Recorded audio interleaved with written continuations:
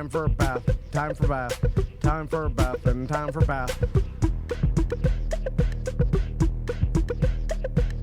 Time for a bath, time for bath, time for a bath, and time for bath. I wish my refund hurry up so I can have a taxitude. Time for a bath, time for bath, time for a bath, and time for bath. I'ma be like, let me get 20 on pump 3. Time for a bath, time for bath, time for a bath, and time for bath. Matter of fact, make it 25, and yes, I would like to donate to the March of Dimes, so ring me up that Coke and candy bar 2 for $2.22 deal where $1 goes to March 2. Oh, and ring these Skittles up for my kid too.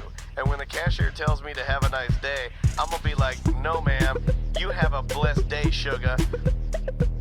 Time for a bath, time for bath, time for a bath, and time for bath.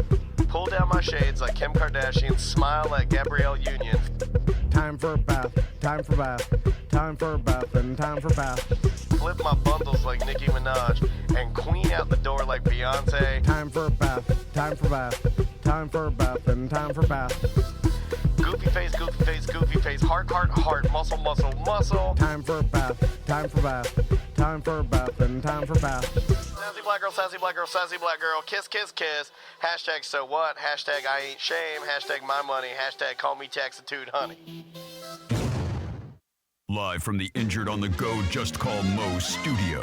It's a blast! It's Orlando's own Tom and Dan. Hello. This is your Mediocre Time with Tom and Dan program.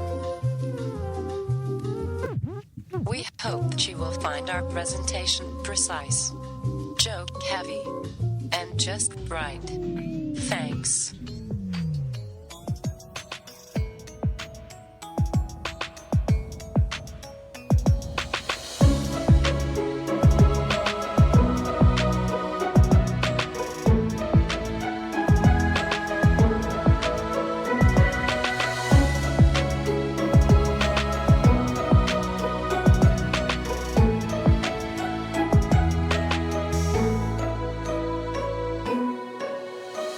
Welcome to the Friday free show of A Mediocre Time.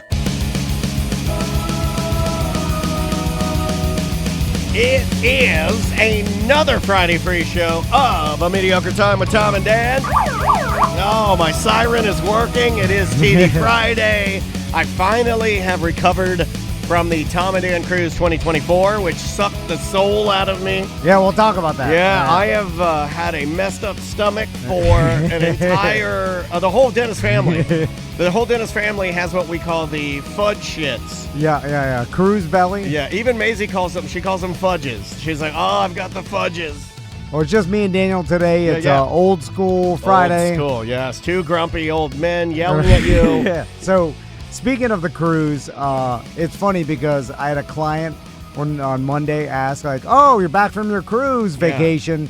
You guys rested up and ready for the week? And I'm like, rested? How you feeling? How you feeling? Like, this is not a rest scenario. No. This is like gluttony boot camp. If you were had to go to the gluttony or the glutton army, and this is the weekend this boot is like camp. VH1's fat camp. Or the opposite.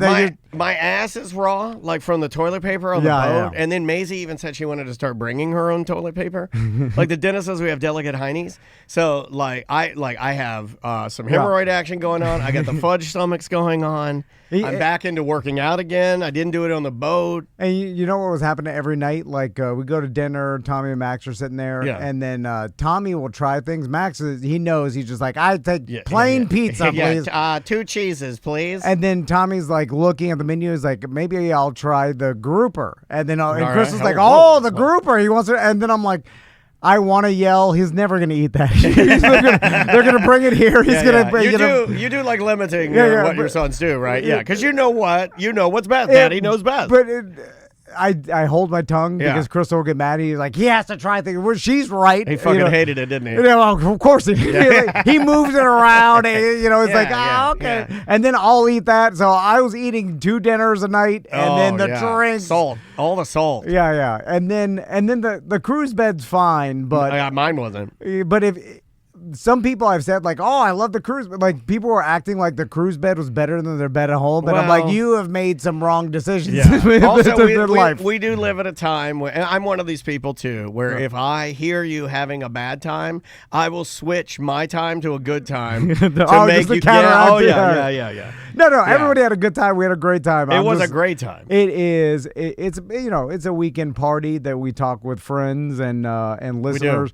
And, me and Daniel were talking about this, like and we talked about it a little bit on the BDM show. Are we going to do it again? It's the number one question I've been getting, and I know you hate it because I don't know.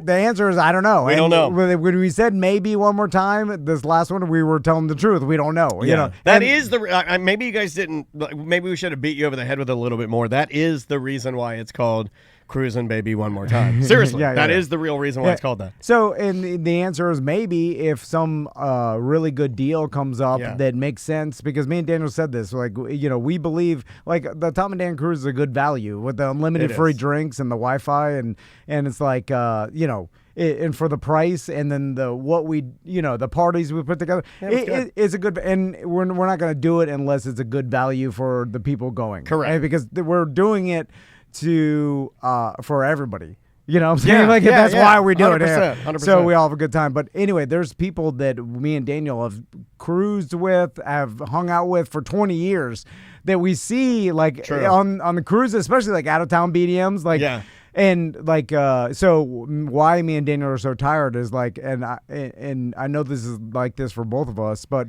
you see people you haven't seen in a couple years, and then you go and you want to catch up. Yeah. So then you're catching up with dozens and dozens and a couple hundred people that you haven't seen in crazy. A while, and it's just the amount of partying and drinking and eating is a lot. It's a mind like it's fun. like a thought suck. Yeah, almost, or like it's fun. Don't get me wrong, but I've never been more tired than, and I didn't. It is like tiring. That day that we did the live podcast, the one that, and I did contribute, I feel like, to BDM Justin who visited us this week. Yeah. I think I did contribute to him almost, having to go to the brig or whatever, because he sat out there with me with other listeners, and we did drink from like 8 a.m.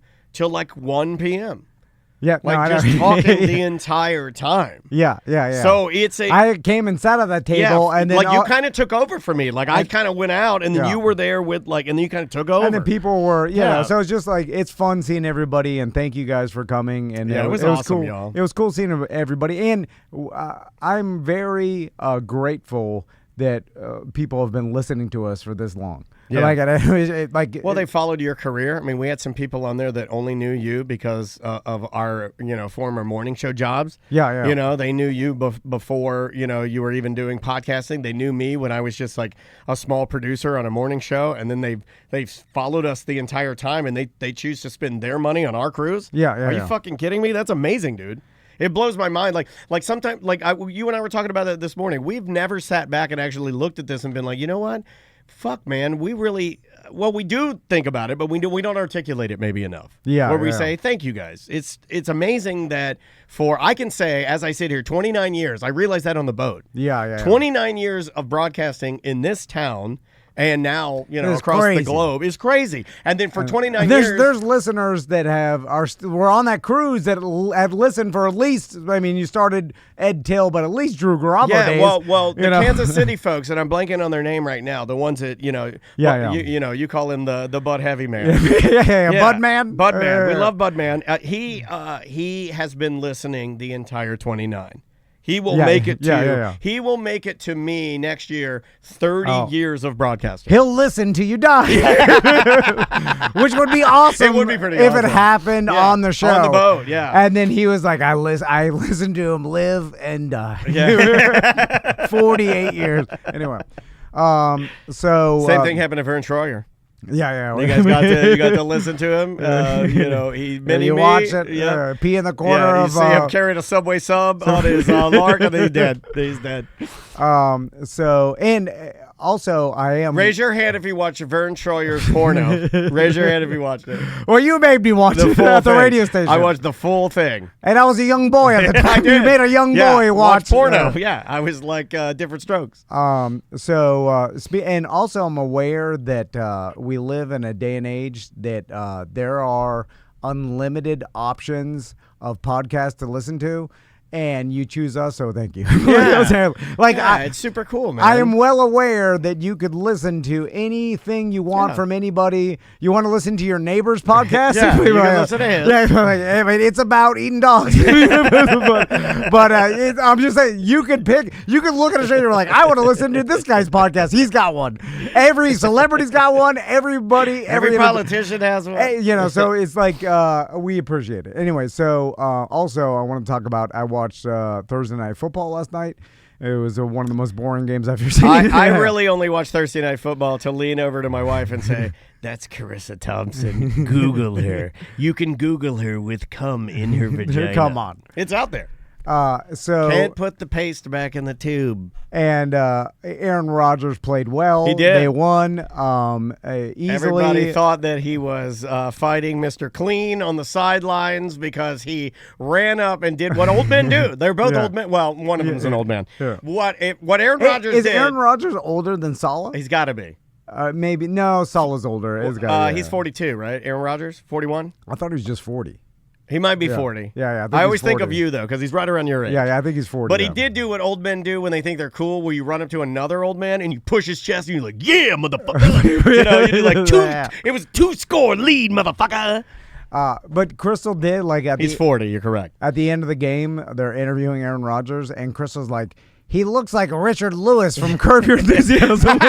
Who just died, by the way. Oh, my God. I know. R.I.P. Because he does. Oh, Richard Lewis. Oh. What's funny about Aaron Rodgers is he's younger than Brady, but Brady looked young. Yeah. He looked great. He still does for his age, right? Because he's got a bunch of fucking work, he looks amazing. But Aaron Rodgers let himself go, old man, and I think he's leaning into it. Like, he doesn't even try to paint his beard. Like, this gray beard. No. He also looks like his pads and his helmet is baggy. They look like a Trump suit, right? It's like a little big. And it looks like you put the helmet and pads on an old skinny white man. You're like, it looks he awful. He has the body of Adam Sandler, right? Like, it looks like his pads look baggy. They don't look baggy on anybody else. Never trust a man with baggy pads. Yeah. Never trust a man with baggy pads. And then also they're talking to him about winning, but at the end of the game, my wife's in the chat room. She hates Aaron Rodgers. She hates him, so she won't let me watch anything Aaron Rodgers. She hates it with a passion.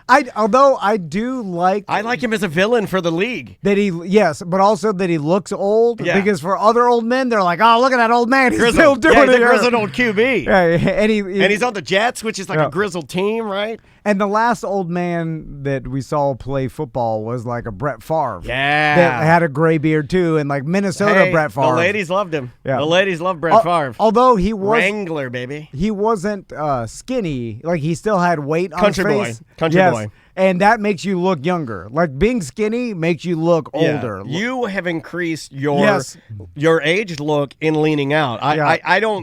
I'm not saying that as a dig. I have old man Ozempic face. Now you look your age. You look your age. When you were chubby or Tom, you do look older now. But now you look your age, though. Before, you used to look like a baby. Yeah. Fat Tom with the stooge. Dude, I could never guess your age. 25, 22, 21. Speaking of that, they put Drake May in last night, and he got annihilated. I can't find that clip. I found a picture of him getting his shoes blown off. He got lifted off the ground. I mean, his offensive line is horrible, and the Jets were just annihilating them. And who's the Jets quarterback that Zach Wilson? When has baby face too. So one who has the hot mom, the blonde. Yeah. So he's got baby face, but so does Drake May. I'd say May has more of a baby face than Zach Wilson, just a little bit. And I don't know what it is, but it's the redness on Drake May that Zach does not have. Yeah, and I'm like laughing because like we live in a day and age where we expect these rookie quarterbacks to produce like right away. Yeah. Like start winning. It was like And remember back in the day where like the rookie quarterback used to sit behind old man Brett. I mean, Aaron Rodgers did this. Everything's accelerated now, right? And you sat and they learned for 2 years, Yeah. and then they finally got in the game. Like a fucking, that's how it was, and that makes sense. It does make sense. And now they're just like, get in there, win immediately. Oh, he sucks. Get in there. Yeah. And it's like, what are we doing to these kids? I call them kids, but well, they are but not to sound like philosophical or anything. But is it the natural increase of pressure because everything is accelerated? Yes, the amount of information that we're pushing through our hands and our minds every day is accelerated, so everything's sped up. I mean, think about it. Your boys, like Tommy at 10, is a more mature 10-year-old than there's ever been. Yeah, because everything's accelerated. They're exposed to more. To more. Maisie at 9, like that's not what I expected a fucking 9-year-old to be. Yeah, Everything's too accelerated. Yeah, slow it down. It's like, how can you expect these guys to be? And then, but what screws them up is every once in a while, like C.J. Stroud comes in and is good on immediately, and then everyone's like, "Well, that's the anomaly." All these other guys can't do fun. Like I like the way he talks. Yeah, Stroud's good, dude. But it's like and who knows it because it's more complicated than that. It's like the system they're in. Like, of course, this guy's like team sucks. He's not going to be good. But I think you said something without even thinking. You meant it. Maybe more than you even think. They are, for really all intensive purposes, like in that world, children. Like it is completely different. Yeah, they just came out of college, learning a new system, new coaches and players. But beyond that, everyone around them that's trying to kill them, especially if you're a quarterback, is the greatest player of their position. Yeah. Which doesn't. It's ridiculous. And they all. It's funny too because they're little. Think about remember when it used to be a thing. Remember when Shaq went? This is a weird analogy. Remember when Shaq went in the NBA and everyone was like, "Oh, he needs to gain some weight," or he was too doughy or whatever. Do you remember after like 2 years, that motherfucker looked like a goddamn brick shithouse. Like these are children that come in. They need to put on muscle, learn how to play, learn how to take the hit. It's completely different. Yeah, they're so It's completely different. And it's also like somebody mentioned like Bryce Young. Bryce Young looks like a child. Yeah. Well, he's extra skinny too and small. Like, and what's the other one? Jaden Daniels. Jaden Daniels, yeah. He looks like the man that checked me out. Yeah, you know the good-looking guy, the bag boy. He looks like Jaden Daniels. Yeah, the older I get, the younger these guys. It's weird, but it's like also the players. Their whole okay. I was thinking about this last night. So every NFL player. Did you really watch the game? Yeah, I did. It was kind of boring. It was boring, yeah. And it was so boring that I bet the under, and then I was hoping that it would get close just so it would be exciting. That's how you know you got a problem. Like, I knew it won immediately, and then I was like, all right, let's get some scoring just so I feel something. It's too easy.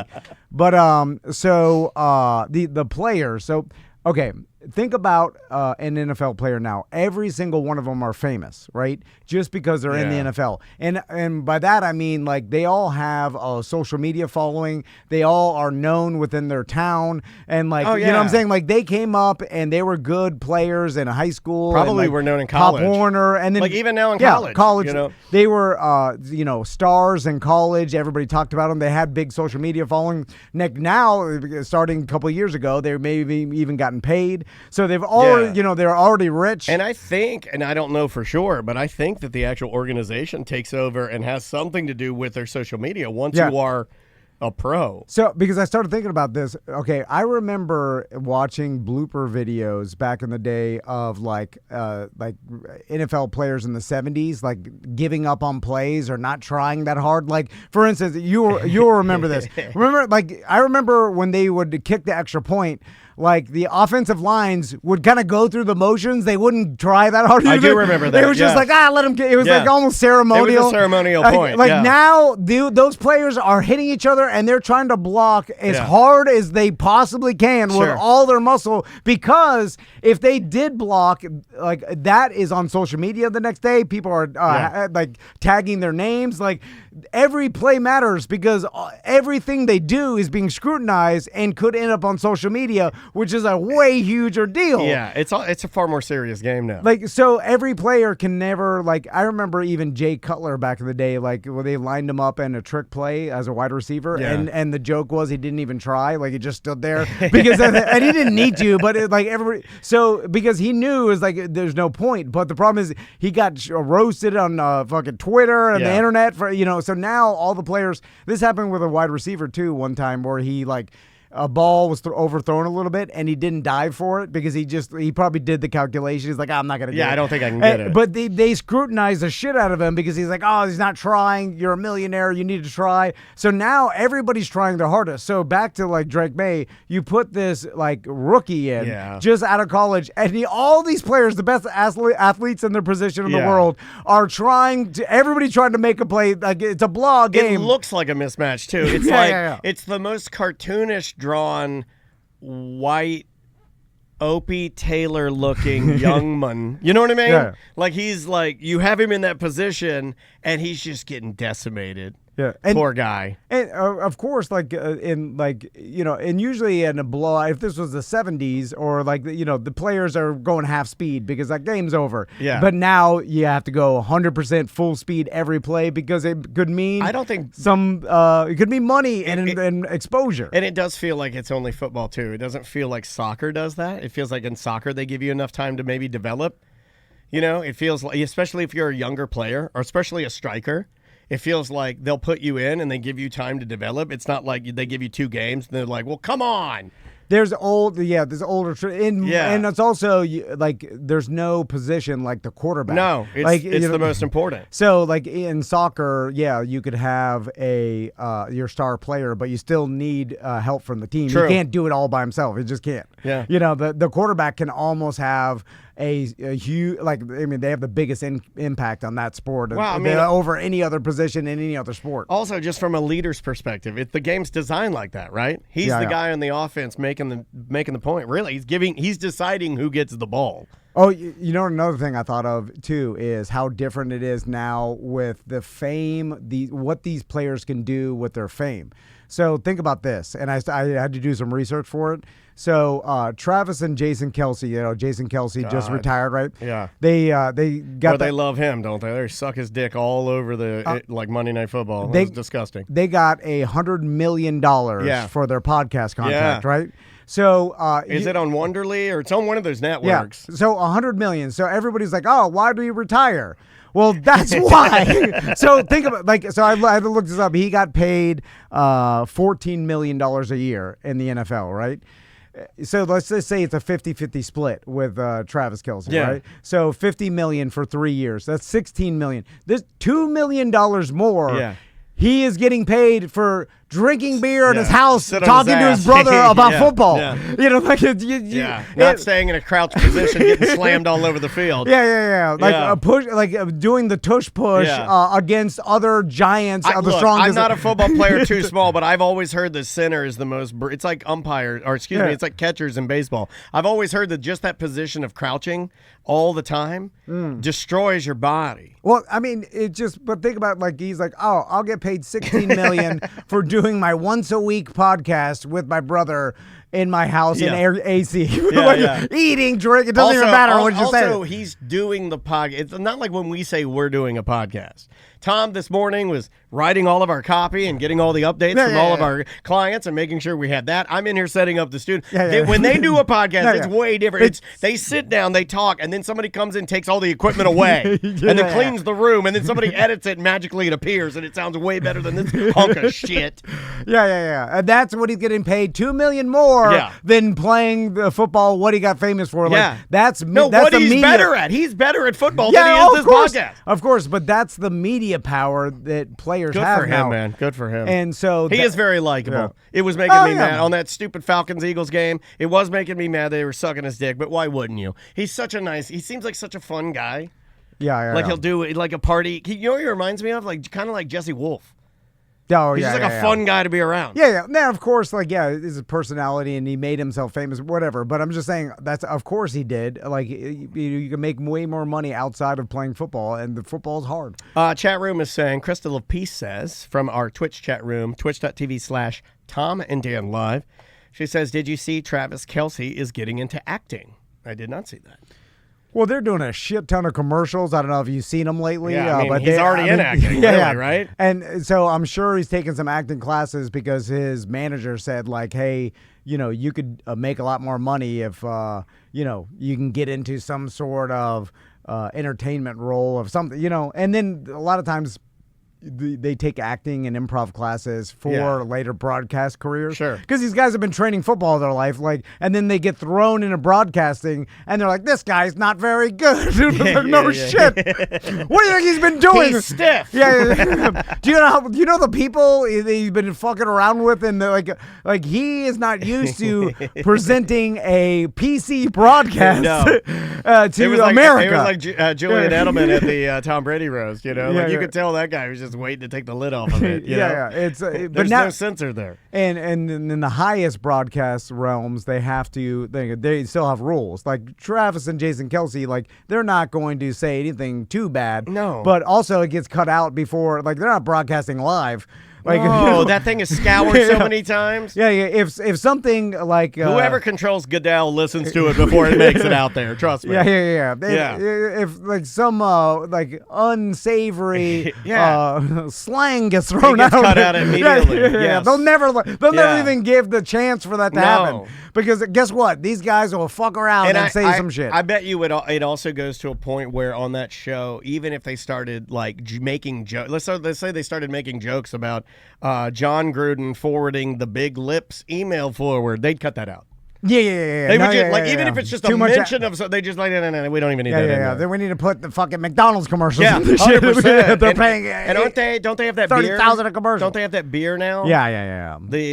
I'll try all of that. I mean, I want to support all that kind of stuff. But they're rich enough. I mean, I just want to try it and see what it's like. I mean, does this guy need $500 million?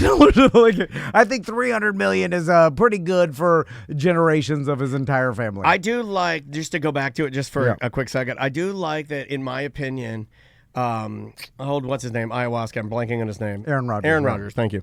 Old Aaron, it's like, remember when he was going through a phase where people enjoyed him?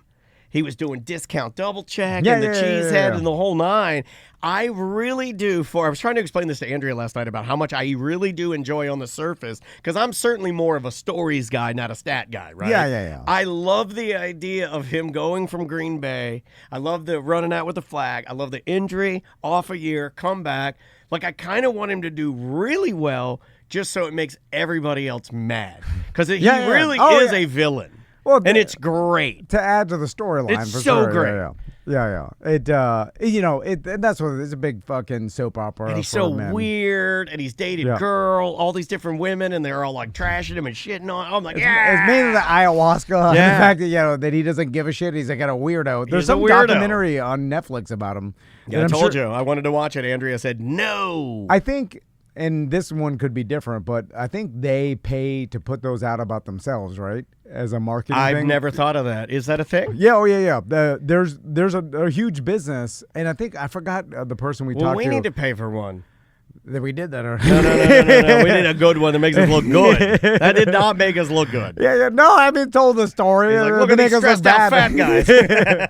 Yeah. Well, we didn't pay that much. Yeah, we did not. If you got Aaron Rodgers money, make it look what real happened good. to What happened to old Kirk? The guy who directed our documentary. I have no idea. Do you know our good friend Dan Cummins is he just closed up shop on his documentary.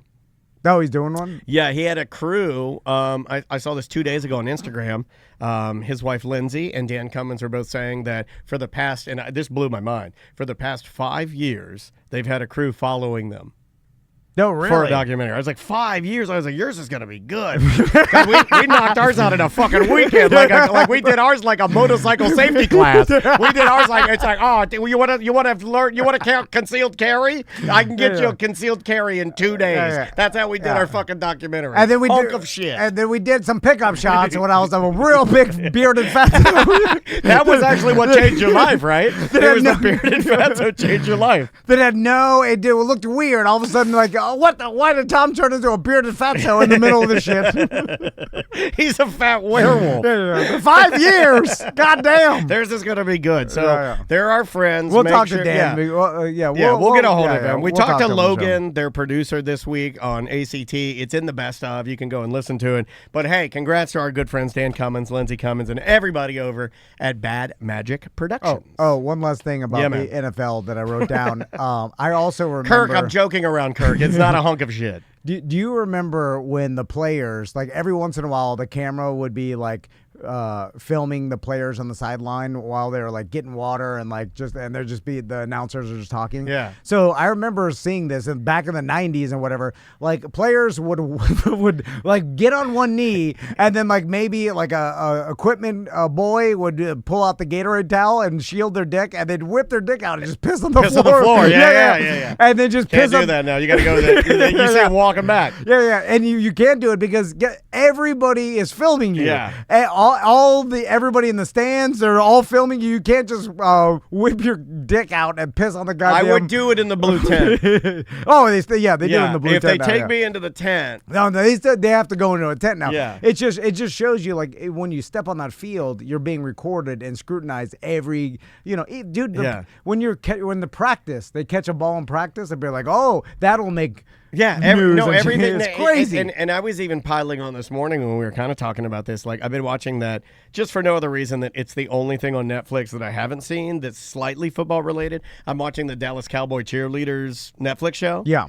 And they are, did you know that every single girl dancing, they have somebody videoing her to see how bad she's fucked up at all times? Oh, really? Yeah. The lady, the director of it, walks around while she'll be on the field. You'll see her. So if you're ever watching a Dallas game, you'll see this lady walking around with her iPhone, and she's just filming everybody just to fucking scrutinize it, make it better, scrutinize it, make it better, scrutinize it, make it better. I went to one of the Dallas Cowboy cheerleaders this morning, one of the ones that I like. Yeah. She's very religious, but she's like cute, and like it's like, oh, let's see if she's on Instagram. I go to her Instagram, 1 million fucking followers. Yeah. That's a lot of media power. That's not bigger than we are. Dude, by 10 times. She can work given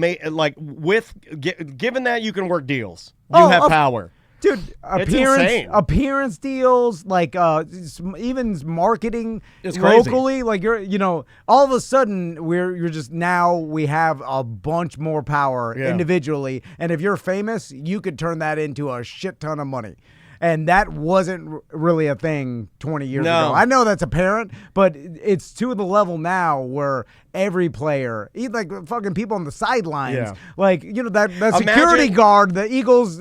Big doofus security guard. The big doofus. But that guy is now internet famous and social media, and I think he was internally, but now it's like that guy's a goddamn character. That he can turn into money. He can around Philadelphia, no problem. Monetize. I was going to say weaponize, but he can monetize that for sure. Yeah, he could be doing appearances. Imagine holding the towel though. You come off the field, quarterback Tom comes off, and I'm the water boy, and I'm holding the towel for you. I'm getting paid nothing. You're pissing on my shoes. Like you're standing there. You're one knee. You're peeing. I'm holding it. I get nothing. What do I work my way up? But that guy, that meme nowadays, even though they don't piss on the floor anymore, but that meme, though, if that kid, he's the Gatorade towel kid, and then you turn into something, hey, shit, it is insane what you can now do. You just brought up my next question. What? When you said shit, has any NFL player ever shit on the field?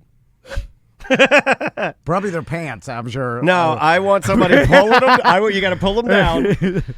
Maybe and you shit on the field. Well, I know it had to have happened. Lamar Jackson, they made fun of him because he apparently had to run off the field and shit. And he talked about having stomach issues. Oh, I remember that. And that's not fair. I like Lamar. And Lamar, I feel like Lamar is hard.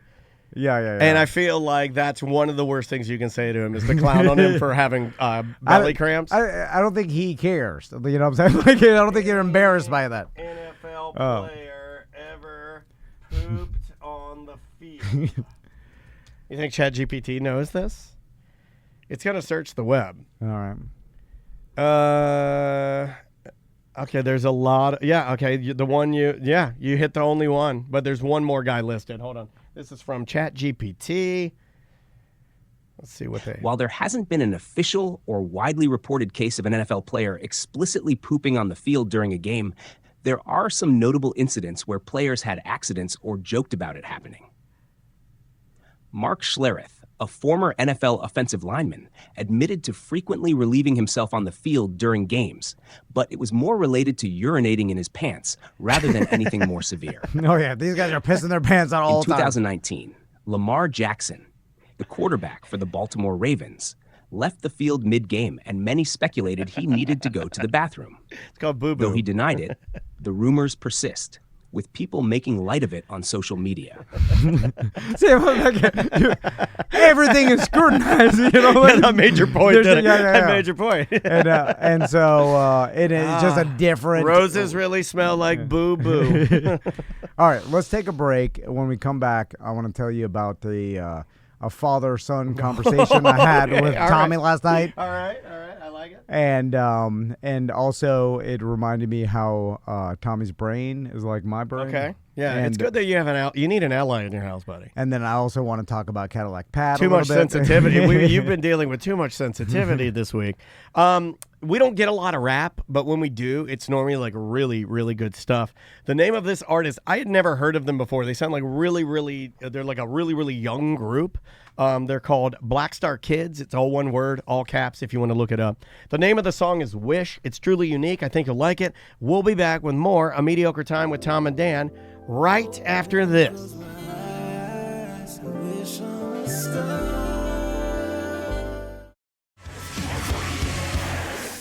Welcome back to A Mediocre Time with Tom and Dan. I am Dan. I'm Tom. So last night, I don't know how it got brought up, but well, you like to do some into the night final thoughts. Yeah, Dad's final thoughts in the hot tub. This is not a new thing. You've been doing this for a minute, right? I'm jealous of this. Everything you have, I don't have, by the way. Well, the grass is greener. I know. Maisie's putting herself to bed at 7:30. She will. Because she's like, I have to get quality sleep for work tomorrow. She will say that, yes. Shut the fuck up. I'm like, I'm going to bed. The lights off. And, like, I have to, it's every night. We're like, it's bedtime. They're like, no. Okay, this is your story. They're like, oh, God. And then I'm like, it's the same time every night. And we gave you 15 more minutes. They're like, no, please. And they beg for it. And I'm like, God. I hope Andrea's in the chat. Look, this is your story, but I'll end with this. I was asleep one night this week when Maisie came home from dance and woke me up to tell me goodnight. Yeah. There you go. After a long day of work, she comes, kisses your forehead goodnight. Yeah. She's like, little baby. she got a bunch of dancing dust all over her. No, I was just sitting there watching TV. I fell asleep watching TV. She's standing in the doorway watching her dad sleep, and she's shaking her head like, all right. She kisses your forehead, pulls the blanket in, goes like, I got a shower now. Do my nightly stretches. She's got to provide for the family. Okay, anyway, so you and Tommy, is it in the hot tub again? No. Okay. It's in their bed because they... bedtime talk. Yeah, because it's the only time they want to stay up later, so they're willing to listen to me. So you force your... Yeah. It's the only theories. You force your theories. And Crystal's like, talk to him. This is your real podcast, right? This is the real show. This is where you shine. Crystal's like, talk to them during the day, not just at night. But I'm like, they don't listen during the day because they're playing video games or doing other shit. They're like, shut up, old man. They're like, but at night, they're like, oh, they're scamming me because they're like, oh, tell me some advice, Dad. Oh, no, hold on a second. Yeah, they're scamming me. It's no different than me listening to all of my wife's dumb shit while I'm trying to fucking get my dick sucked. I mean, it is a form of communicative. They just want to stay up later. It's communicative manipulation is all it is.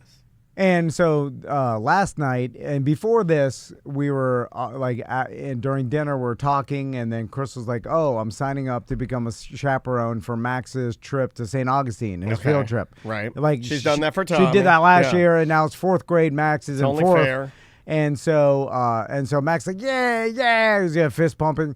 And then, that's cool. And then Tommy, and then she's like, yeah. And then Tommy's got his fifth grade mud walk. The mud walk, right? Yeah, which we've talked about before. You guys know what I think about the mud walk, but now we're staring at it. Yeah, I believe me. I thought we vowed there are two things we wouldn't talk about on the show: politics and mud walks. So and then but I want Tommy to go on the mud walk like. Well, he's going on the mud walk, right? Well, he's like, I don't want to go on that. Okay. And then so we're like, Well, why? Hold Why on. not? I know that guy. Yeah, okay, yeah. This gets worse. So we're like, why? I mean, they're like, we're trying to explain like what a rite of passage is, and like, and they're like, all the other kids in your class are going. You like see, everybody. Incubus is a band that was popular a long time ago that your mommy really liked. I'm sorry. And then I was like, everybody, all the fifth graders go on the mud walk, like, and so you should go too. And particularly, he's like, I'm not into it. I don't want to walk in mud or whatever.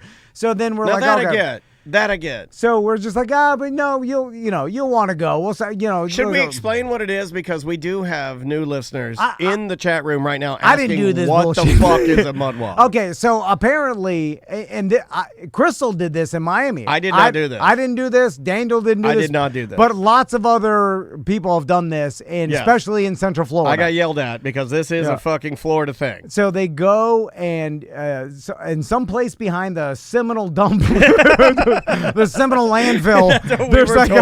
There's like a trail of mud, and they bust the Kids fifth graders, and then they all like, I guess they put bags on their feet or like some sort of bags on their legs, and they walk through a bunch of mud. That's it. Yeah. And like we don't know. And then so Tracy would like me to remind you that it's near Modern Plumbing, Okay. modernpi.com. And so they walk through the mud, and I'm sure a lot of kids have fun doing it. And it's you get out there and walk. What is it a challenge? Every fifth grade. No, we're not doing the mud walk show. I just fell into what I was doing last time we talked about this. Yeah. Also, we have other listeners from the chat room that are weighing in, saying that Melissa weighing in says that we went to Universal Studios in fifth grade. Okay, fuck you, go fuck off. Yeah. One Seminole County who walked through mud. That's all we did. So no, I think it's Orange County too, dude. I think it's my county too. Oh, okay, well, I just didn't do it in DeLand. In Volusia, it was not a thing. And so, okay, we've already done this bit. This is not about Universal Studios. This is not about no. Take the mud walk away. Stupid mud walk. Okay. Yeah, but I am serious about like wanting Tommy to go through the experience, to participate, just to participate like everybody else. Now, now we kind of glossed it over, but and during our bedtime talk, I thought this is a good time to have a father-son lesson. Serious dad question. Yeah. Dad to dad. Yeah. Do you? Because you do strike me as the type of dad. Because a lot of people don't. Like we talk about you overthinking. Oh. Do you flag those type of things, and do you have a habit of trying to bring, like if you know let's say he's worried about something, do you flag it and bring it up at your nightly talks? Is that kind of your move? Is that your go-to move?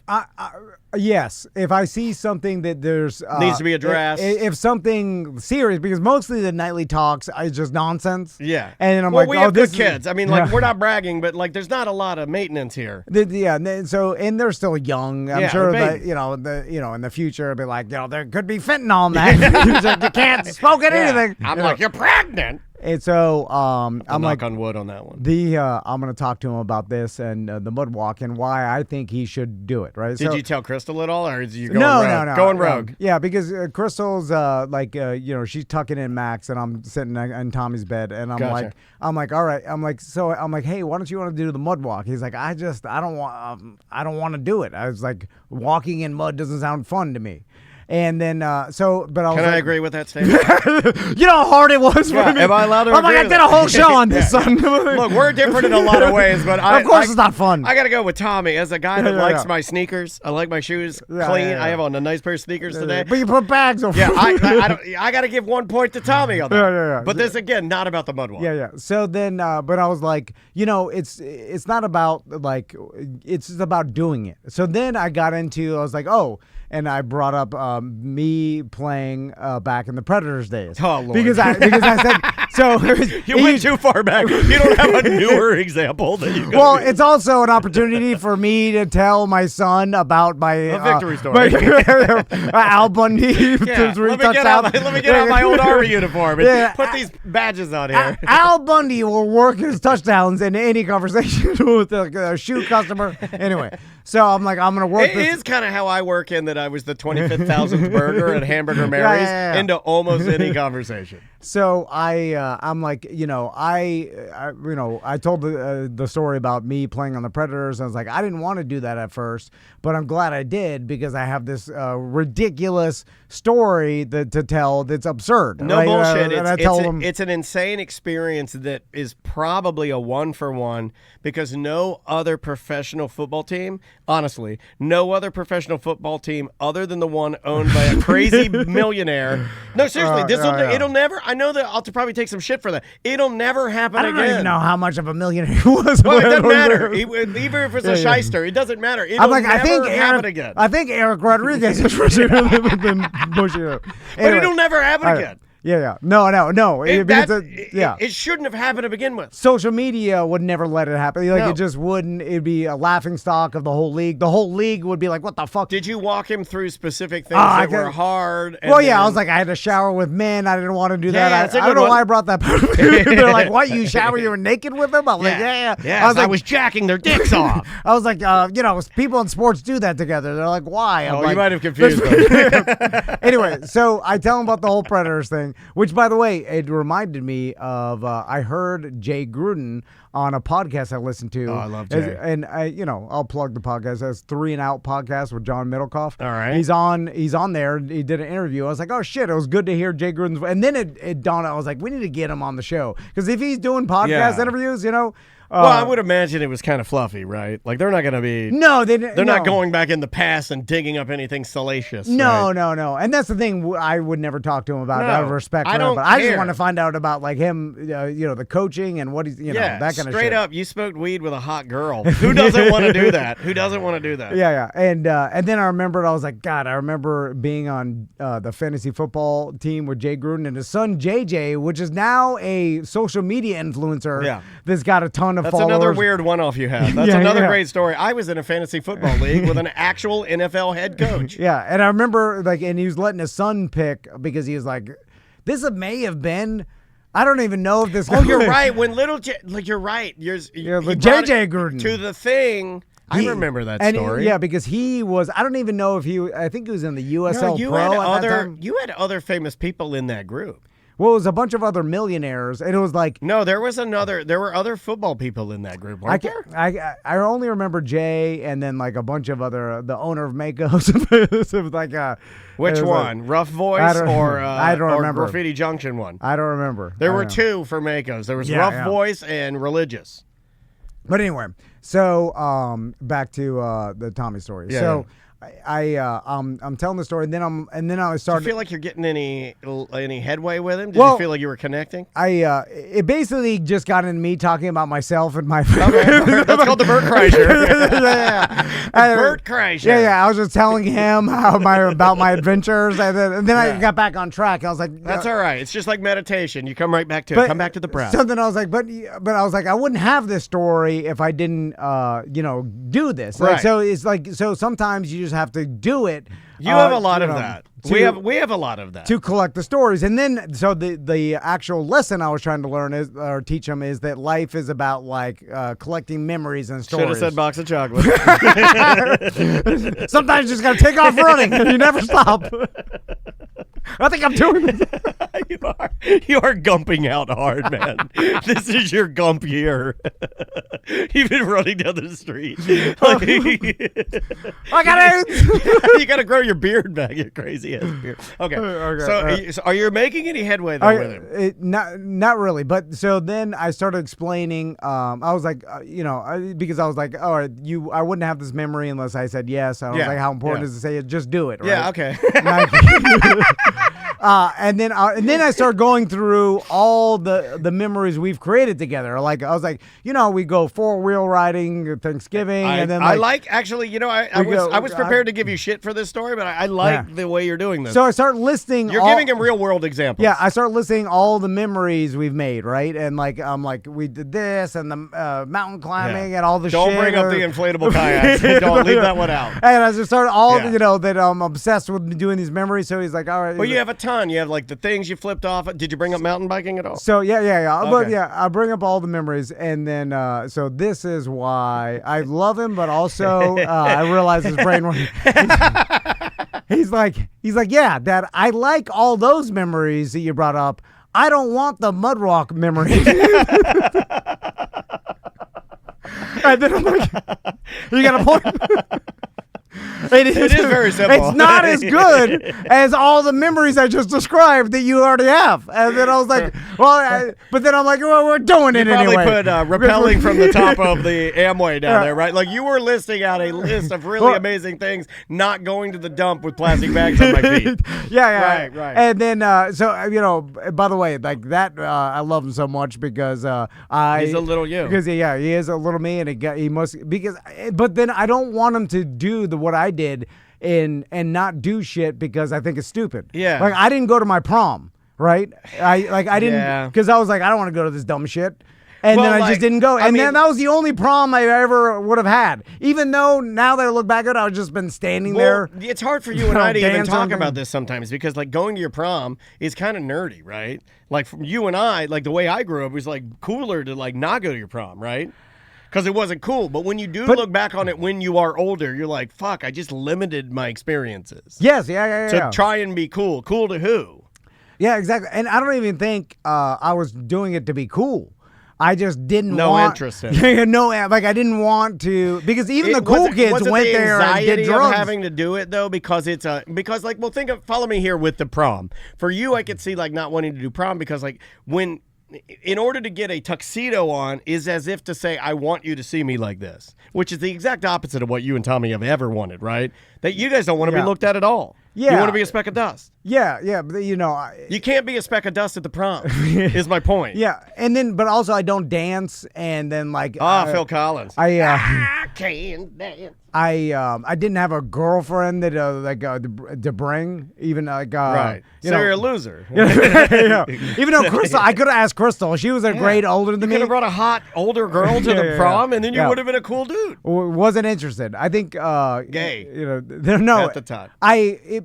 Because I didn't want to go to the dance. It wasn't about dancing. I didn't care about that. I didn't care about the people in my class. Were you afraid they would pull you in and put you into something you didn't want to do? Or I was just like, there's nothing fun about the prom to me. Like I'm not into it. But you see it now, which is interesting to me. I want to drink and go to a punk rock show.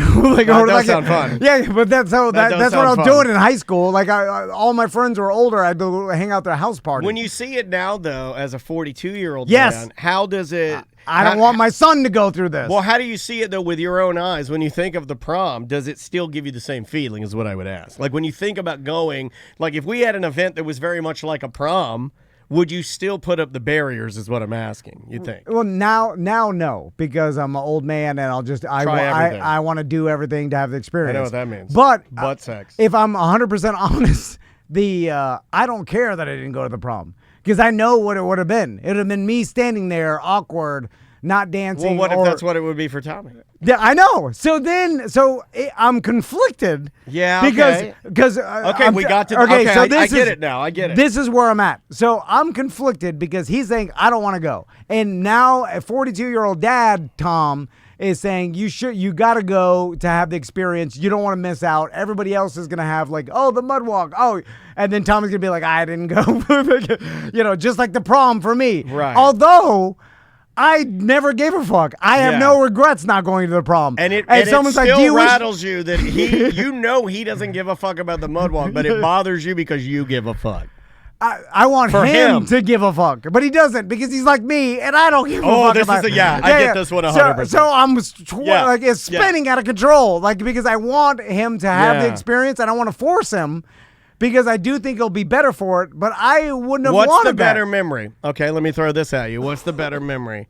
Going on the mud walk because you were forced, or not giving a fuck about the mud walk? I don't know. And the thing is, like, I am just terrified. Because I think they both have value. Like knowing what you're into and what you're not into, there is something to be said about that. And if he's mature enough, and I know he is because I've talked to him, he's very mature. Like, he's the type of guy that I feel like if he knows he doesn't want to do it, I don't know if he's going to get anything out of it. But maybe if someone would have forced me to go to prom, that I would have been glad. Like, that's what I'm afraid of. Like, maybe I say it now. So you that go to prom, you figure some girl, you're like, holy shit, this is amazing. Yeah, you never end up with Crystal. You never end up with your family. It changes the whole trajectory. You're owning a power sports place. You're some dickhead motorcycle guy. You're like, so what's the guy down at Daytona? You're like Bruce Rossmeyer. You're a big fat piece of shit. You're like, come on down to Tom Van's Harley Davidson. You're fucking cheating on everybody. Then you're having Diddy-style parties where you're doing freak-outs. You're fucking coming next to sex shows. And baby oil. Yeah, everywhere. Thousands of bottles. So I don't know. I'm leaning towards just forcing him to go because so he has that memory and it's like better for him. What does he say when you say, like, okay, what would he say? I'm trying to trick him in. So if you say to him, no, if you were to put the hammer down, like, because you and I have different parenting style. I'm kind of a dickhead about it. I'm like, no, you're going. We're not going to talk anymore about it. And I just leave it at that. Like, if you said that, what would he do? Well, he's like me. He's like, why are you making me go? And he's like, I don't want to. I don't know how to combat And then that. I feel bad because I'm like, I know. I feel like you. This stupid. You break down. I yell about it. I think in 30 years you'll look back and don't care. You'll be telling your podcast partner, I didn't care. I'm stupid. But then will he be like, you're going to the laser walk because I skipped my mud walk? You know, like it's a cycle. You got to break the fucking cycle. I don't know. What if he has kids and then his kids go to do the fucking spacewalk, right? Yeah. And he's like, I didn't care about the mud walk, but I know they will regret not going on the spacewalk. You know what I mean? They'll break still, the chain. You're going to break the chain. I know the government. They'll still be doing the mud walk. They were doing this shit. The dump's bigger than ever. It's a big mud. You have to walk on the dump now. Yeah. You walk through it. They're like, I cut my feet on a beer can. Yeah. And so before we. What about you could do what really sensitive parents do. What? The weirdo parents. You could do what weirdo parents do, where he doesn't want to do the mud walk. You don't want to force him to do the mud walk, so you do your own mud walk. No. We'll do our own in the backyard. You know, the super creative weirdo parents. Yeah. We'll do a hybrid model. Because it's not even the like he likes hanging out with his the school friends and going on field trips. Like I understand he doesn't want to walk in the mud. I am like, one stupid. Do you remember the shit that I gave people when they fucked up this carpet? I'm 100% Tommy Van side on this. I get it. Right. It doesn't build any grit to me. It doesn't. It's a nothing. I don't want to put bags on my feet and walk in the fucking mud. I get it. Yeah. Now, if you wanted to take me to a place and let me walk in the mud that was like prepared specifically for us, barefoot, I'm on board. If you want me to walk over coals, I'm on board. Yeah, because then it's like, I'm doing you could burn, you could burn your feet or whatever, or the sensory thing. Like I don't know, but like just putting bags on my feet and walking in the mud, I think it's dumb. Not extreme enough to label it as like a some sort of an adventure or like a feat that's like climbing a mountain or something. Yeah, it's like putting a 12-pack can, a 12-pack box on your head and walking down the street. It's like it's barely a nothing. And I can understand if you never left your, neighborhood and then like you've never been in nature at all or never experienced mud at all in your feet. Then you're just like, oh, this is crazy. Oh my God. Yeah. You're scared of it when you get there. Most people in the chat room, though, agree it was pretty fun and they liked it. So I think he'd end up having fun. Yeah, it's just he would. And I think you're on the right track. He's going to end up out there. And I probably would have ended up having fun at the prom. He's doing what I do where I predict the future. Oh, I didn't think about that. And then I predict the shitty future. I'm like, I know what that'll be about. You're negative Nostradamus. You're like, that's going to be a shit show. I'm not going to. I like that. So speaking of the future, I want to talk about Cadillac Pat. Cadillac Pat went on our cruise. Are we almost at an intervention style level? No. Yeah, this is different. So, and he's going to be on tonight's ACT. It's a good show. 40 minutes sitting with Cadillac Pat. Yeah. We do love our cast of characters. People did ask me on the cruise, like the Cadillac Pat got brought up in a group. I was in a group of people. We're all standing there holding court. They're like, he's special. And they were asking they were like, is it real? Like, is this his real personality? Yeah. Is they a talk put about on? him like he's a tooth fairy, or something, right? And I'm like, he is that dude, but he's also the nicest guy in the world. Whoa, he's a genuine and uniquely loving human being. Yeah, good guy. Now he could have bodies underneath his backyard. I don't really. When I say, I don't know that well. Can I tell something to the podcast listeners? Whenever I say anything about a client, a friend, I'll take friends out. Client, acquaintance of the show, and I gush on them. Yeah. It's like purely for entertainment value. We're telling the truth of what we know. We only know them on the surface. Yeah. We don't really. It's arm's length. Yeah. We don't have time to get to know them the way we would need to vet them correctly. I haven't done a background check on him.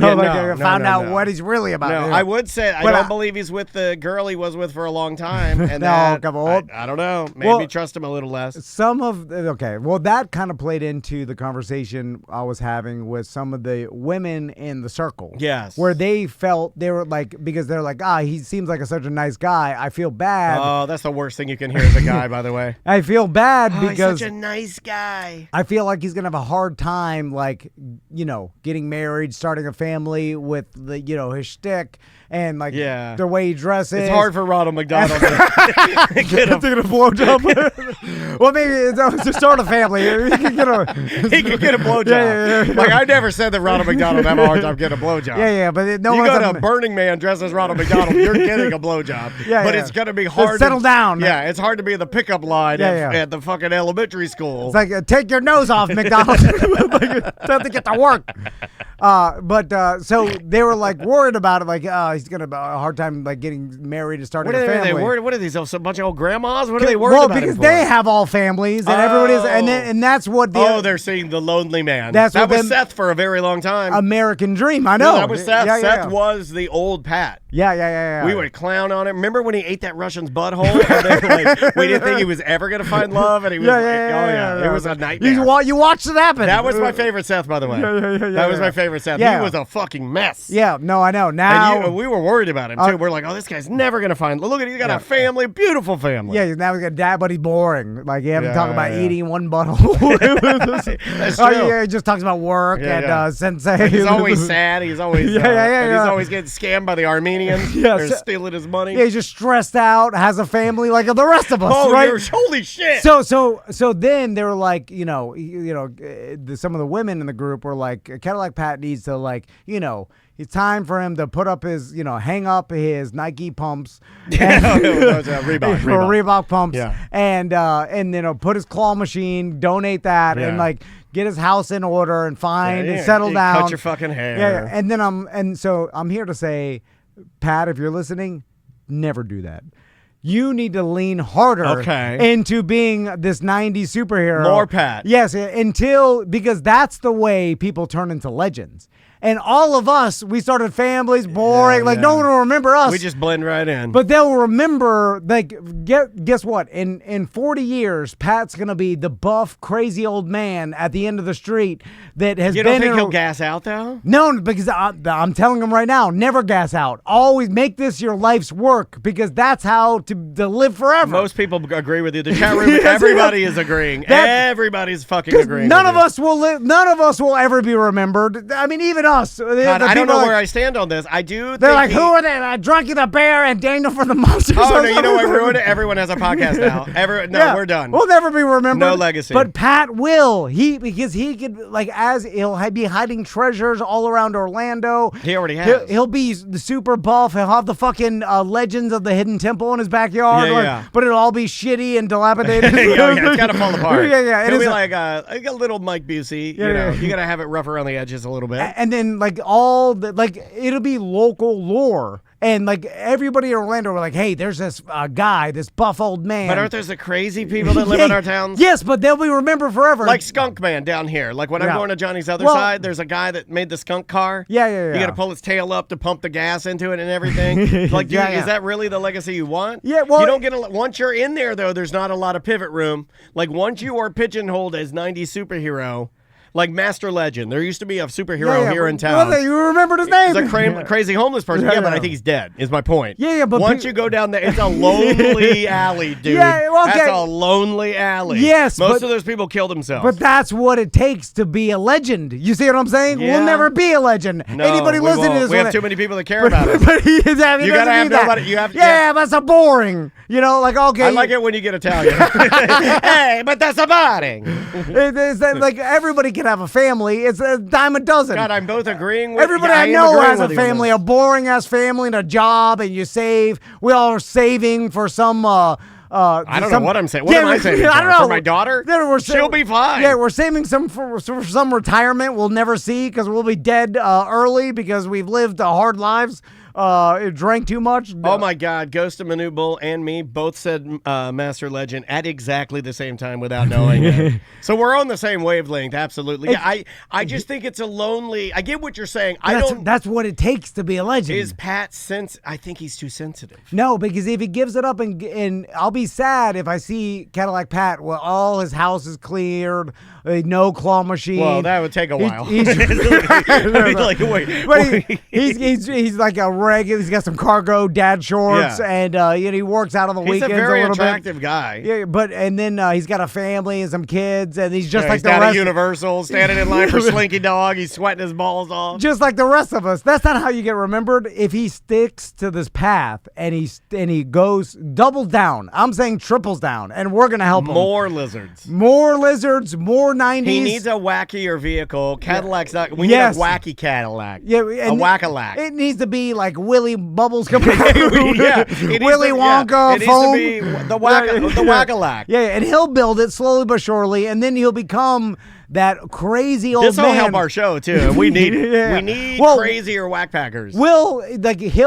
I'm saying he'll surpass our legend by far. Oh yeah. But I just want to use him while we're around. Oh yeah. No, we will. That's part of why I'm. I'm not pumping the steroids into the '90s superhero. Not getting something out of it. But I really do believe that he's got the chance. More than any of all the rest of us. More than Seth, anybody. Has he ever mentioned to you that he wants a family? That was the yeah. It's real sad. It's real sad.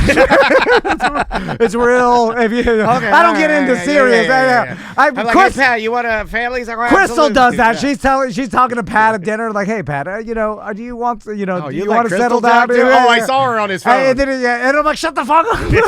You trying to shackle him like the rest of us? Look at all this. We're sitting there, our wives are yelling at us with fucking kids. I go, there's nothing special about any of this. That's true. Billions of people have done what we do. Well, there's only one Cadillac Pat that I know, and the rest of us, same shit. I don't even know of anybody even close to Pat. No, I know. So I'm telling him and then people are trying to. I feel like convince him to You think we could become normal? I'm like, fuck that. Do you think we could get the Sentinel, the Weekly, the something? Do you think we could get him to do an article on Pat? Oh yeah. We gotta get him. We gotta get him but some press. He needs to go extreme. He needs to turn his house. He needs a Crystal Pepsi mailbox. Okay, all right. He needs to start converting his house. Okay, the outside. Well, okay.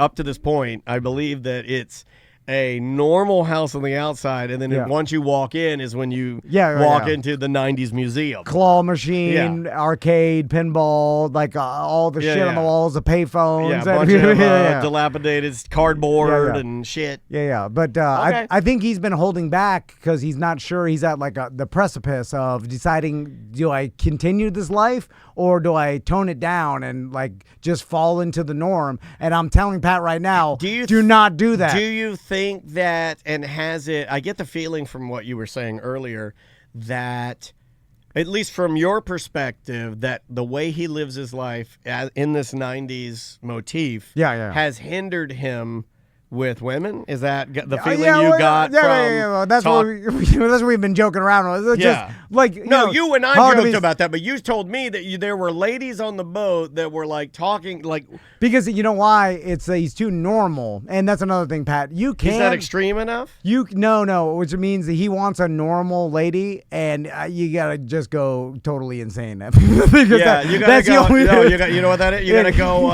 Amazing Jonathan. You gotta get the wife that when you're dead is talking to the fucking computer consciousness, and she like you gotta get a wackadoodle. Yeah. That's they fuck better too. Yeah, that's the problem. He wants normal because he's a normal, nice guy, and you got to just go crazy. He's got to just what if he can't go crazy though? Well, then you're lonely. I saw glimmers of it though. When Cadillac Pat was living with that old man, because standards are too high. He needs to slam some hogs. Yeah, he hasn't done that in a minute. What did I do with that butt? I think I got. Anyway, I just feel like and there's another thing. I laughed about him, like he's living the life of Big, where his whole house is toys. Like I mean, it's insane.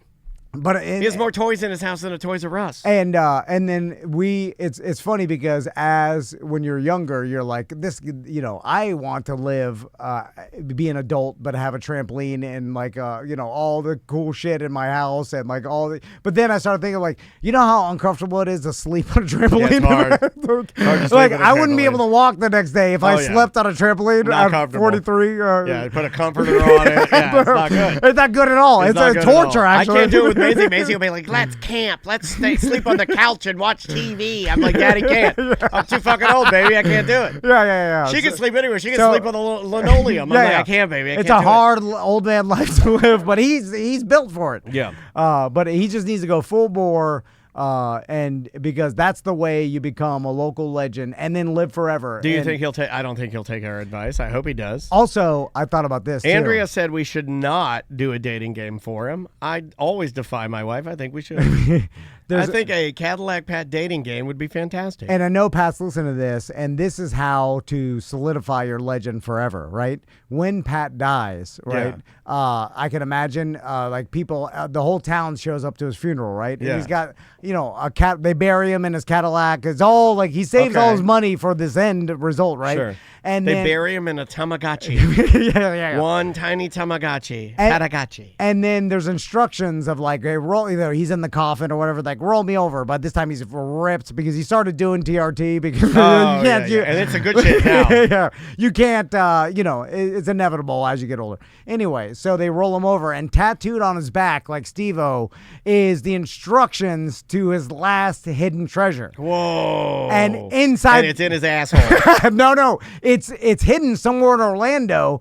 And I'm imagining it's inside his McDonald's backpack. Yeah. Is like a thumb drive of Bitcoin he bought when it was like 1 penny. You know what I'm saying? No, like you go and you like you dig through, you find like where he marked it somehow, and you dig it all up, and it's this McDonald's backpack, and you lift it open, and you open it up. There's a little piece of paper inside, and you open it up, and it says, "All I wanted was a family." Right? That's the Stephen King. That's the Stephen King version of it. Yeah. That's the horrible. That's the mist ending. Yeah. That's the 7. It's the ending. What's in the fucking box? Also, dig in my backyard.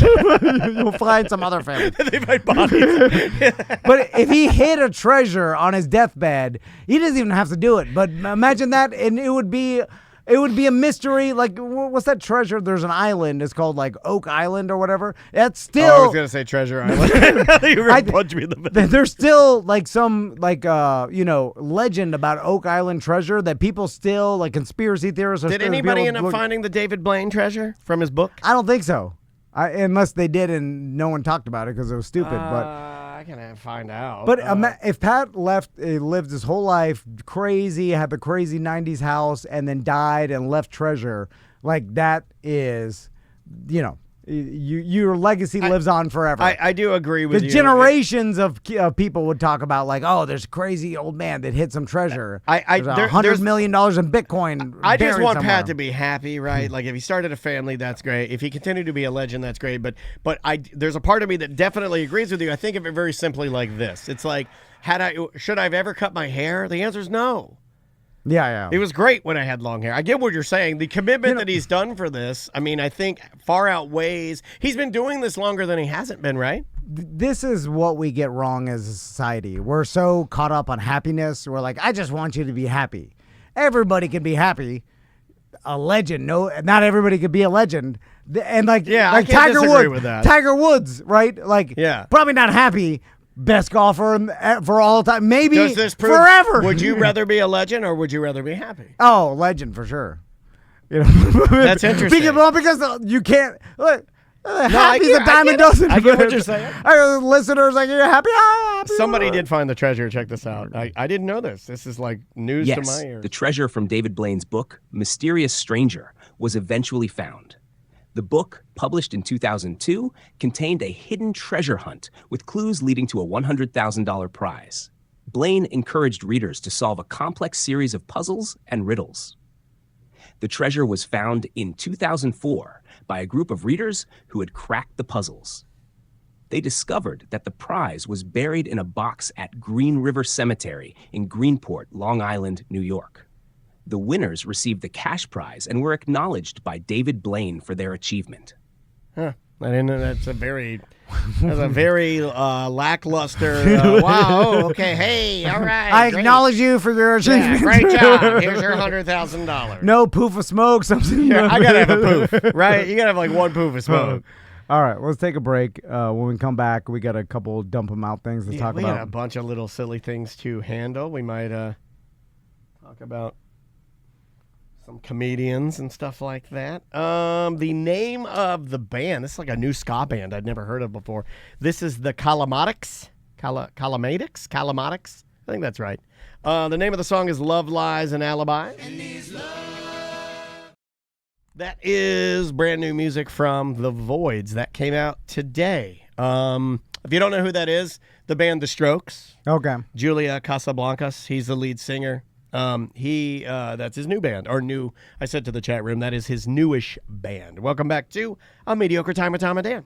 So, Daniel, you were showing me this social media thing that's been spreading around Orlando. Oh, yeah. Apparently claiming that there are like vandals out there spray painting the outside of cars. Well, it's I don't know if it's, I guess you could look at it that way. It looked as if we have an epidemic of bad lovers in this town that are cheating on each other, and then the way to get back at each other is to spray paint the car. Oh, it's I dig my key into the side. Yeah. It's the song. I always forget her name, which is crazy disrespectful. Here's the first one. Let me turn the volume down. Here's the first one. You can see this on YouTube.com/Tom and Dan Live. So so it's someone else filming, and then it says cheater on the side of a car, spray painted like hastily. Yeah, and it is again a lowered for stance. Is that a BMW? I don't know, but it's lowered for stance. You can definitely tell that somebody put some coilovers or something and lowered that car. Yeah. They also wrote like dick on the back. They spray painted cheater on the side. So I saw this on Reddit, I want to say like 6 or 7 days ago. And then this morning, as I was sitting here, waiting for us to, start talking, I saw this one. This is a new one. Both of these in Winter Park. Both of these around the Park Avenue area of Orlando, Florida. This one says, bitch, tell me. It's a white car. Looks like a Volvo. And there's different sides of it. They drew a dick on the top of it and wrote cunt. Yeah, and all different color spray paint. All different color spray paint. Or seemingly it's spray paint. Yeah, and this is the second car that I've seen that has this, and I was sitting here as you walked in, and I looked at you. I go, this is I don't believe this. This is not real. Someone did this to the car, hoping that it would make some social media headline. That's what I think. It's not I'll dig my key into the side, jealous, or like a mad girlfriend or boyfriend. Who buys those color spray paint? Number one. Who buys that color spray paint? Also, it's in the middle of a public parking lot, which would be hard unless your car was parked there overnight and you did it at 4 a.m. There's absolutely zero overspray on the floor. Look, man, I spray paint a lot of shit. My daughter's in dance. We spray paint shit. And so me and Daniel started researching. They make spray paint that's removable. It's like chalk spray paint. Like here's a bunch of it I have up for people to see. And so you could wash it off. So basically, it looks like spray paint, but it's not permanent. It's not good. So you could essentially spray paint your car cheater or whatever. Yeah. Now, we think this is happening, and I think Daniel's right. Like, people are doing this just as people want like views and things to go viral for no reason, really. I don't even think it's want. It's desperation at this point, right? Attention, but that's been going on for years. I mean, it feels like these are young people that are doing anything and everything they can think of to be creative. So then me and Daniel came up with a brilliant marketing idea. I didn't come up with it. You came up with this. You put your marketing hat on. So then I was like, you had a eureka moment. We will offer a cash reward. Yes. To any BDM that buys this removable spray paint, yes. you know, I was like, and then spray paints your car. Yeah. Just put BDM, make it look like Checks other out, though. BDMs. I'm joking. Make it look like other BDMs, spray painted BDM on your car, and then see if we get some. Okay, so your marketing idea is that we're gonna flood Reddit and social media with a string of rando. Spray paint fake spray paint people's car and to make it look like. But no, don't do it to other people. Do it to your own car. Do it to your own car. You have to do That's it to the key. You have to do it to your own car. So do it to your own car. Well, I mean, I can't control you if you do it to other people's cars. No, don't do it to other people. I don't want you to, but I mean, no. Do whatever the fuck you want. No, I don't care. I'm not your fucking dad. Do it to your own car, and then we'll have cars around. And people are like, "Oh, what the fuck?" People are spraying. What's BDM? Like, that shit would work. I think it would work because you're right. I think it's not real, dude. These people are faking some like jealous spouse putting cheater on the car it's just like to scorned lover, you know. And it's like you could even like you. It's a weird thing to even be motivated to do. Christine brought up a good point, and she does a lot of crafting, right? Christine in our chat room, twitch.tv/Tom and Dan Live, or on YouTube @Tom and Dan Live. I trust her opinion. She uses spray paint probably more than anyone I know. Her, Butler uses spray paint like every day when you're crafting. It's really hard to control it. So, like, if you look at this other one, like, you look at, like, they did a really amazing paint job. You know what I mean? Like, they're like... They did this and then dropped this car off. Yeah, this is fake. And then it's kind of smart in the fact that you let society let it go so they're viral. Because you're just... That's natural, right? You're just dropping the car off and they're like, oh, look at this car. TD Bagel. And but it's weird because they're motivated by... There's no advertising here. It's just they're like, oh, we did this, we faked this, but they're not even the person posting this, which is a random stranger, is getting the clicks. It is, but they see it viral, so like they see how many people looked at it that someone else posted, so they're not even getting the benefit. You see what I'm saying? Yeah, it's like an arsonist watching the church burn, right? It's nobody knows you did it. Like, what's the motivation to do this? It's just it's desperation it's desperate attention. It's like even if it's attention that's not on you. It's adjacent to you. Even if it's just like you're watching the attention hit one area and you can look at that area and you're like, I made that. Yes, yeah. And that's weird sickness, dude. That's fucking sick. Now, but it's a little nothing. Like if you could just pressure wash this off, then it's like that's very little effort to get some sort of viral thing out there. Well, I mean, right? like, the chat room mentioned it. I was going to bring it up. Remember when North America's biggest attorney, John Morgan, has billboards that have fake spray paint on them. To make you think that he's been vandalized. I mean, this is not a new... Yeah, they probably got the idea from him. They might have. And by the way, that came from a $100 million marketing agency. Yeah, maybe more than that, dude. That was their idea. Maybe more than $100 million. They're the biggest in North America, I think, now. Yeah, no, it's insane. Like, he does commercials in every state, I believe, now. Yeah. Just to make the billboards look like someone vandalized them with a pirate hat. Stupid. All right. $100 million. All right, what do you want to go to next? I had... what do you have in your list? I wanted to mention the story about let's do the mention of old of a famous of Carlos Mencia. Okay. Yeah.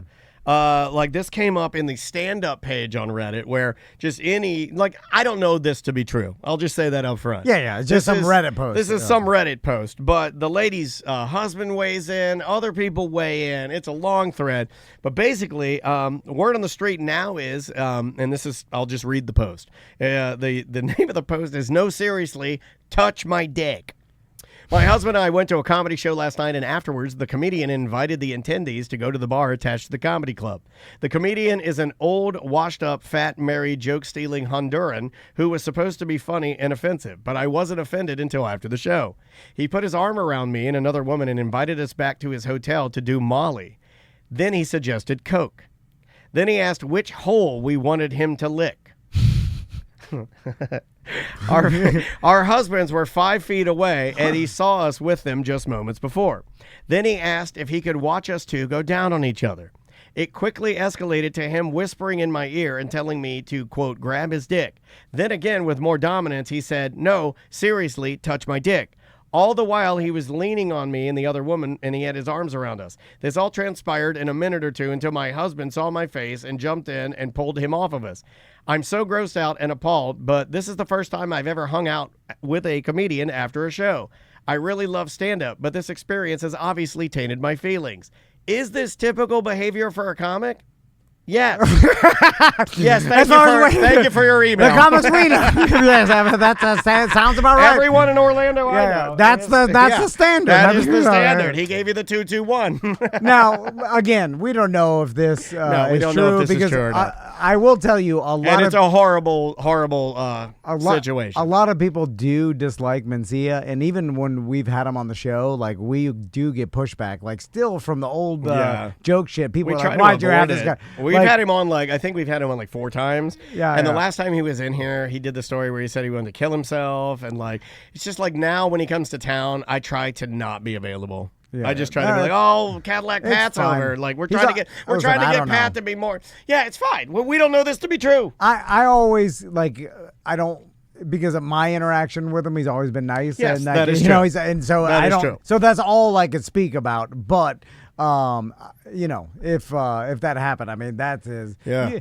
Especially that's a yikes. Especially, and then her husband got on the page, and then she started weighing in. At first, obviously she didn't say who it was, and then later she does say who it is, and then her husband says who it is, and then he said he had to physically remove him and say get the fuck off. Oh my, come on, yeah. Come on. How do people even party that much at Mencia's got to be 50. Palmiotti was hitting it like that on the top of the Tony Palmiotti was the Honduran comedian of our cruise. He was partying crazy. Yeah, it's just the people that can still continue to get at it at older ages, and I'm like, that's been pretty impressive. Real quick, I've been holding on to this one for a minute, but I wanted to tell you this. I think I had this from last week. I went to pick up Dansby from Rangers Pet Outpost. He was staying there during the Tom and Dan cruise.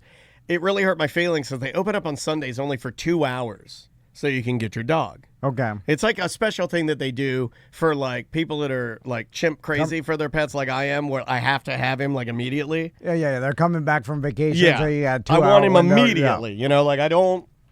I don't want to wait till Monday. I don't want to wait till Tuesday. Andrea, because she's a cold-hearted bitch, will just be like, leave him.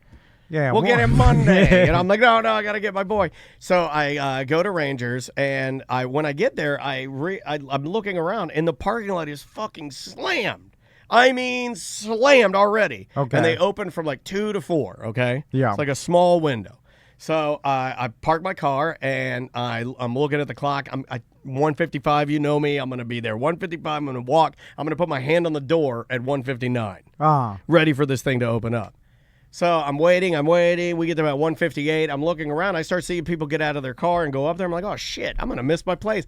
I get out of my car to walk up there. There is no exaggeration. There's no less than 7 small, like me, men all going in to get their fucking dogs at the same time. I was like, everybody. It was an army of Daniels, all little men. All right. Going in to get their pee-pees. All of us in a line. So there's not one fucking woman. Okay. All men. Okay. And all little dogs. All 6 or 7. May have been 6. Not one big dog. All men. Bigger guys, tattooed guys, but mostly littler guys like me. Yeah. Pee-pee dogs. And when Dansby came out, he got confused, and we went to another little man because there's too many little men around there. It was too many. So you think there's a bunch of little men out there that love their pee-pee dogs? This is Andrea's theory, not mine. Andrea's been saying that there are.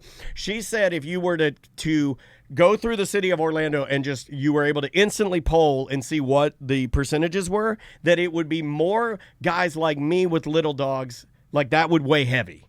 That would be your majority.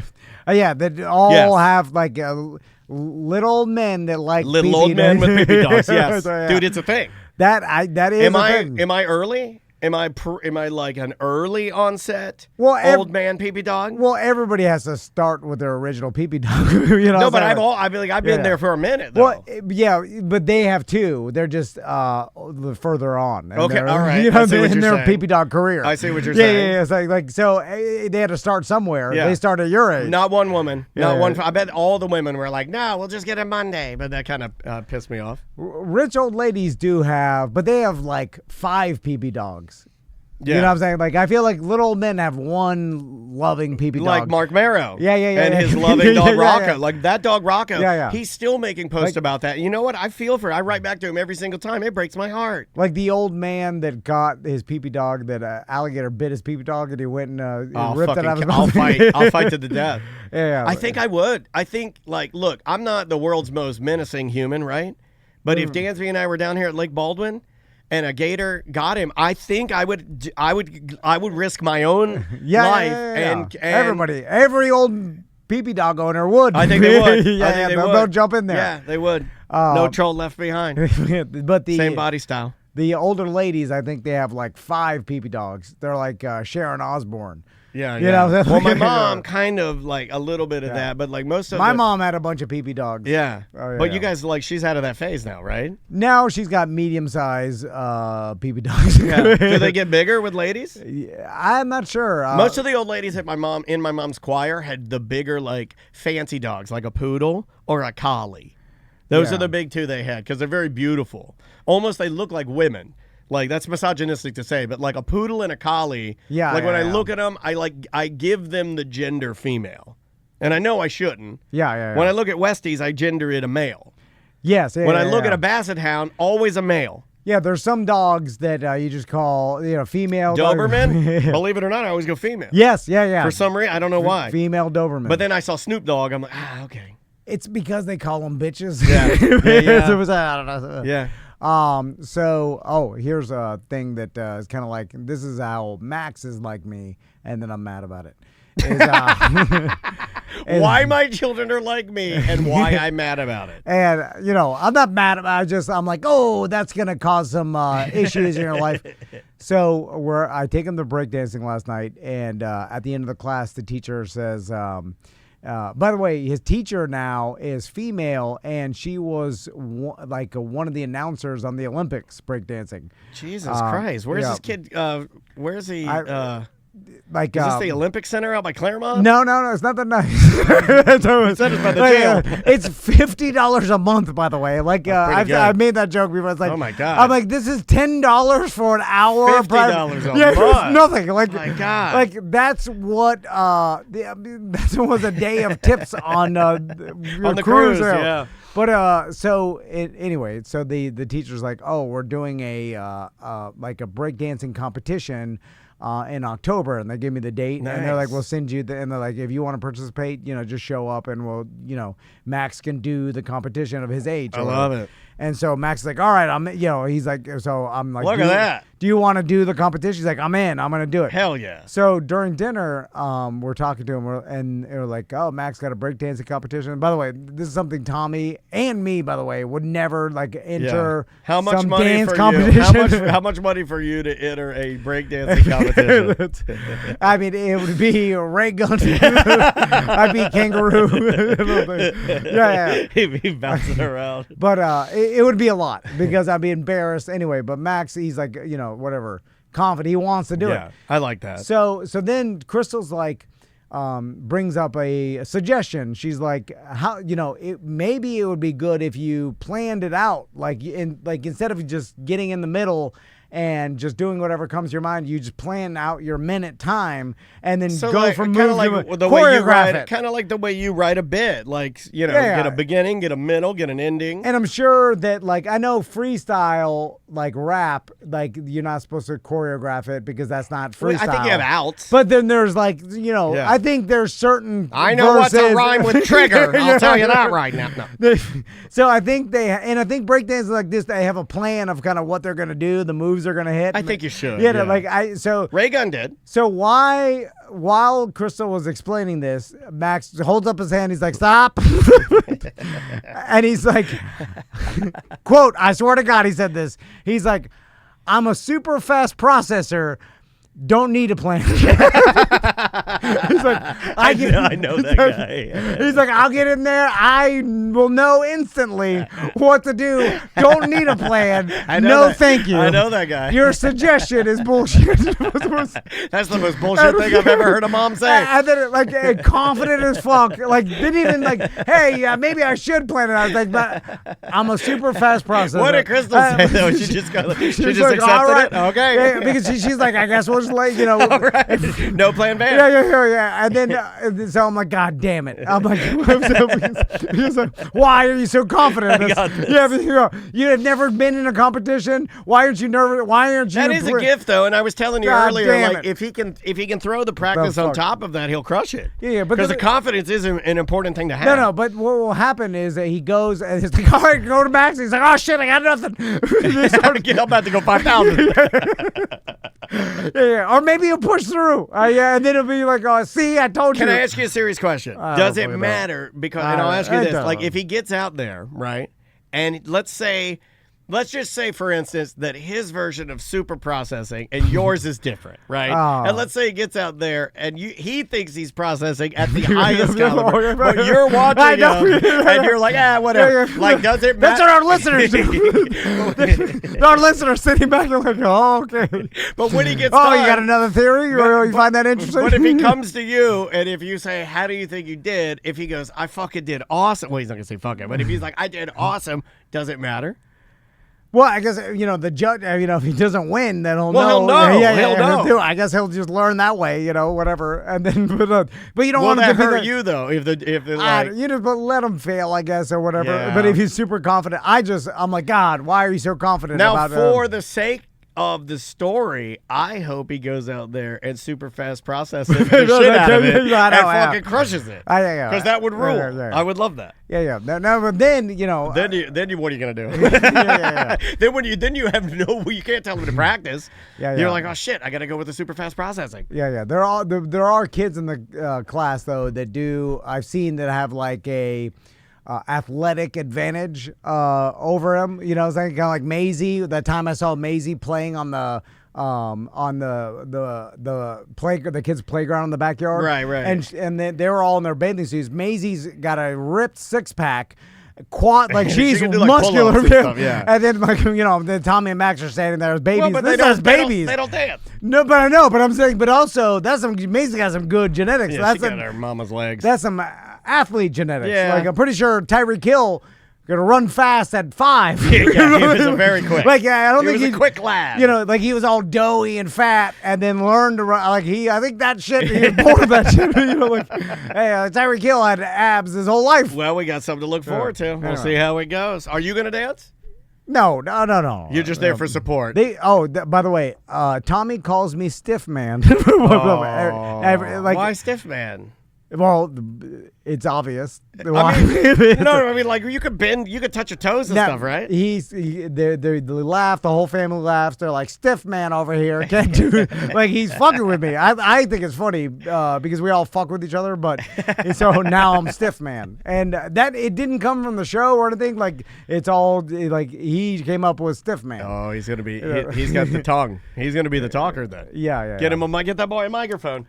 Should we get out of here? Yeah, we should. Is there anything we need to plug?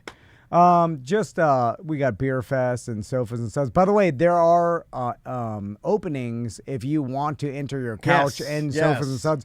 If you go on Facebook, search Sofas and Suds, or maybe drinkatwestend.com, you'll find a link. But if you find it on Facebook, you'll see where you could sign up. Yeah. There's a form. Facebook is the easiest way. That's how I was clicking through. Or just send me an email, tom@tomanddan.com. Of course, you have to have a couch. There's rules about there really are rules. I mean, it's like, it's easy stuff. But. And I'll put you in touch with Mike Smith. Mike Smith is the one that puts it all together. Or you could find Mike Smith directly. He'll, but there are openings. There are recliner division openings. Like that's an easy way. Like if you don't want to go through the trouble of getting a couch and build, because some people like you know, it can be a lot if you're not technically inclined. BDM Josh built us a couch with steering and stuff like that. Awesome. Yeah. Like, but it started with just couches with caster wheels. But if you actually want to win, you got to get a steering wheel, probably. Yeah, but there's two ways to win. You can go fastest, or you can be coolest. Yeah. I'm urging everybody this year to decorate your couch, get a theme, get costumes. It's an easier thing to do where it's like less dangerous, honestly, because I mean, and it's just as you still get a trophy and everything. And also, you got a small business, theme out a recliner. Put it in your business name. Yeah. Guess what? Me and Daniel will be promoting I think it's it. like $125 to get in. Or something. It's very affordable. Yeah. Now you have to go through the hassle of getting a recliner, putting wheels on it. If that's it. But then, but other than that, you get some free advertising. There's thousands of people out that day. There's probably 3,000 to 5,000 people that come out to maybe more. I mean, because people filter through all day. Plus, your showcase, the pictures. Yeah, the amount of pictures. Plus, you're showcased in an area where people just kind of filter through. Everybody wants to get their picture taken with the couches. As Thomas said before, we like it when you do really funny political couches. No, I'm kidding. Yeah. We don't like any of that. So it's an inexpensive way to advertise your business, or if you just want to have fun, there's that too. Is Bustecker building one? Mo is getting a couch. Is Bus riding it? Bus is going to be pushing it. Oh, he's going to be pushing it. I think they're going to get. Usually, you get like the lightest person. Bus is too long. He's tall as shit. What about Lil Mo, the puppet? You have to have a human. There's rules about like who has to drive it. Maybe Ross can drive it with the puppet. Yeah. That'd be kind of cool. He definitely has to get Lil Mo on there. Yeah, you got to get Lil Mo on there. All right, guys. Have a wonderful weekend. I don't think there's anything else we need to tell you, but we appreciate you. For those of you that went on the cruise, thank you again. BDMs, the app is fixed. Tom figured out the problem. You shouldn't have any issues this weekend listening to anything, but if you do, as always, please let us know. show@tomanddan.com for all comments and questions. Yep. We will see you on Monday's BDM and ACT shows.